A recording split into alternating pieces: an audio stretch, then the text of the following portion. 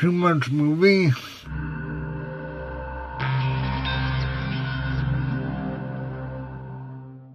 Hi, I'm Seth. Great to have you here today. Today we're reviewing Aquaman. Aquaman stars Jason Momoa as Arthur Curry, Aquaman. Amber Heard is Mera. Willem Dafoe is Vogo. Patrick Wilson is King Orm. And Nicole Kidman is Atlanta. It's directed by James Wan, the guy behind Saw and Conjuring franchises. There's a war between Atlantis and King Orm, and it's about to spill over into the surface city. Enter Arthur Curry, Aquaman, saving the world and claiming Atlantis' throne for himself. To get the throne, he has to fight Orm, who wants to keep the throne. Now, an Aquaman movie has a bunch of hurdles to it. The main one is no one knows the story of Aquaman. For instance, Batman, who's another comic book character in the DC universe, everyone knows about Batman. They know he's a billionaire, Bruce Wayne, and his parents were murdered in front of him by the Joker. So we don't have to constantly hear about his backstory. Well, we do with Aquaman because he's always been a side character, at least in everything I've seen. Case in point, when I was a kid, the Super Friends were on ABC on Saturday mornings. Now, this was way before Disney bought ABC, because the Super Friends were all DC characters, and as you should know, Disney owns basically everything Marvel except for the Fantastic Four and some Spider-Man licensing with Sony. Aquaman was in Super Friends, but he wasn't in every episode. He just did some underwater missions and they were redundant, because Batman also did underwater stuff.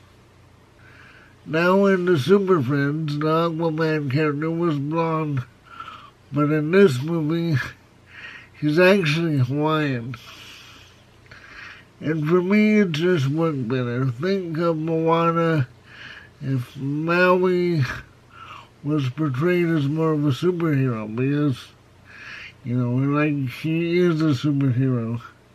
He's a demigod. And Aquaman is really well put together and well done. So an enormous part of Aquaman is consumed with backstory, and I think it does a huge disservice to this movie.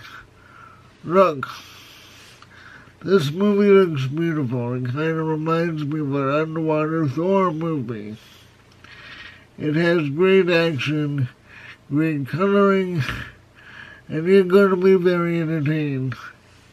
It's completely over the top. Some of the parts are silly, like the octopus playing drums, but I don't think it detracts from the movie. I think it has to be this way to make up for its very big deficits. This film has a very episodic feel, like a scavenger hunt, and this plot device can be very effective, like in Raiders of the Lost Ark or Lord of the Rings. This wasn't as successful as those films that really dragged down the intensity that the action scenes created. For me, one of the biggest problems with this movie was the backstory. And again, this is due to how the character has traditionally been treated. So there are scenes where people talk about the past over and over and over again. And they were the same stories too, because no one really knows the story of Aquaman. The last problem I found with Aquaman is that there were too many villains.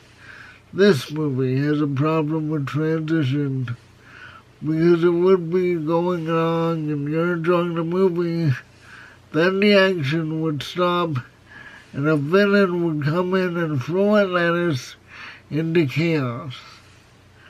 After a while, just waiting for the other shoe to drop got old. And it really wasn't fair to the audience.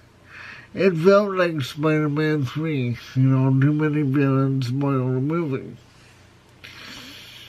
Some people aren't going to get it because it does go way over the top, because I think it has to. Once again, this character isn't as well known as Wonder Woman, so they have to offer something for the audience to get into, like having the colors, the cinematography, and the really awesome fight scenes to draw the audience in. So my takeaway is, this is a good movie as far as the action goes. The characters are great. Cinematography was great, but it keeps stumbling over itself with the plot and the backstory. If you watch it, you should look at it with an open mind, like how we used to watch cartoons. We were there to be entertained. And that's it. Thank you for watching. Like, subscribe, visit my links down below, and have a great day.